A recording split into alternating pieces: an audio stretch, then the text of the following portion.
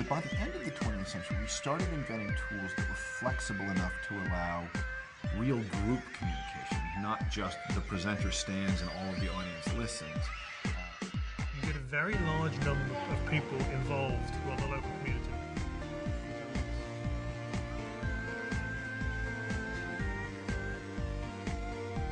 And it was the same format as a blog, but obviously didn't call it a blog. And what I liked about that was the fact that you could have instant feedback and a discussion with your readers. We were stuck then with this idea, which was to provide a directory inquiry service that was based on the knowledge and the information that people could share with each other. New way of doing something, and they see a way that they can, let's say, project themselves better, or represent themselves better, or fulfill themselves. I mean, that's ultimately what it's about, I suppose. Using these quite empowering technologies and tools. So, to me, this new area of collaboration is a form of collaboration without physical presence, and I guess specifically too, where the collaborators are unknown to each other. So that's my understanding of the term, and where you see this is primarily in online types of applications in terms of development of open source software, and also in terms of content development in the Wikipedia and wiki forms of online content generation. That's my understanding of the concept. I've been teaching this course on electronic government since 2003, but when I came at it about 3 years ago, it just seemed to me a bit of a stretch to keep teaching in the same standard way and not be trying to model some of the technologies that are implicit in the use of all these e-government solutions. So things like, of course, email, but things like the use of online forums and discussion boards and file sharing and all that type of thing.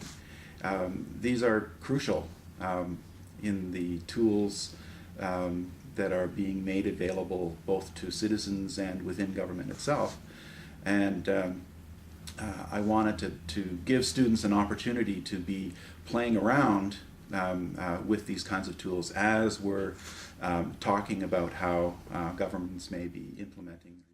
The 20th century was remarkable for hiving off the sphere of personal involvement and affection and moving it into the home and the pub and a handful of places. And everything that was out in the open and public world was done essentially for commercial reasons. All large-scale action effectively had money somewhere at the end of the chain. So what's happening now isn't so much that the new tools are causing participation to increase, so much as they're allowing participation to increase. Right? We are a participatory species. One of the great examples is that in prison, which is already a socially incredibly attenuated environment, the worst punishment is solitary confinement. Even in that environment, being disconnected from one another is terrible. And so these tools have lowered the cost of doing things for free to the point where our desire to engage with one another is enough to get things now to happen at a very large social scale rather than just a sort of smaller family and friends scale. I think analysis is probably what I like best because everyone has an opinion, as they say. And also you can do news. The Guardian and the BBC provide great sources of news. I think what I would say is that you have to almost think, what is added value to this blog or whatever you're doing? What can I bring to the table that other people are not? So you're bringing your own knowledge about specific interests that you have. So, for example, my blog, Pickled Politics, I mostly blog about race and religion and global affairs, something to do with South Asia, but sort of left of center, but around terrorism and all this kind of stuff. And it's an area that I've been interested in for a long time. I talked to a lot of people from what's going on, so I think I can add something that the national newspaper cannot, right? Because they don't know the area that well. So I think what happens is that you're not necessarily just publishing news, but you're doing that anyway. You're sort of publishing, saying, look at this, but what you're doing is you're adding to that by not just commentary but analysis. I mean, collaboration in government, it's in many ways raison d'etre. I mean, what you're trying to achieve, that the outcomes that can be so varied, and in a democratic system, in many ways, collaboration is the goal. It is just coordination. You look at many aspects of government policy. It simply is attempting to achieve this sort of coordination of actors.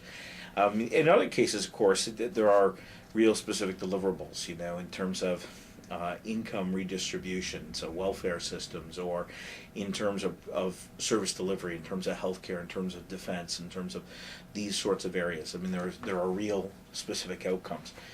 But in many other areas, it is simply trying to align actors. It is simply trying to get different groups in society, be it, say, business and not-for-profit groups, to work together to attempt to pursue common interests, for example. And so if you look at something like industrial policy, or policies that are aimed to try to encourage business development,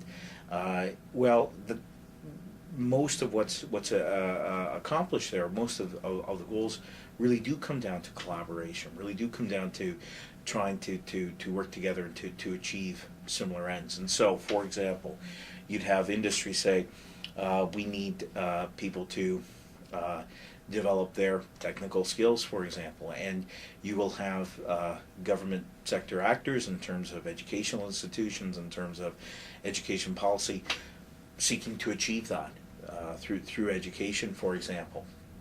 So that's one way. Or even just in terms of coordinating efforts, you know, where are the business opportunities internationally for Canadian firms?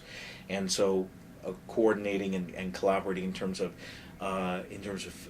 trade missions to particular places and bringing together the actors. So, you know, so you see that in terms of a wide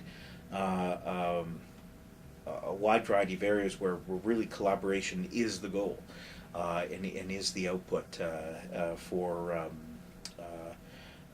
government activity.